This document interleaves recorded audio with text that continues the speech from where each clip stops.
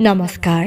আজি আবৃত্তি কৰিবলৈ লৈছো ভিন্ন ৰসৰ কবিৰূপে খ্যাত শ্ৰীযুত মনোজ কুমাৰ শৰ্মাদেৱে ৰচনা কৰা এটি অনন্য সুন্দৰ কবিতা। কবিতাৰ শিৰোনাম নিচেই আপোন।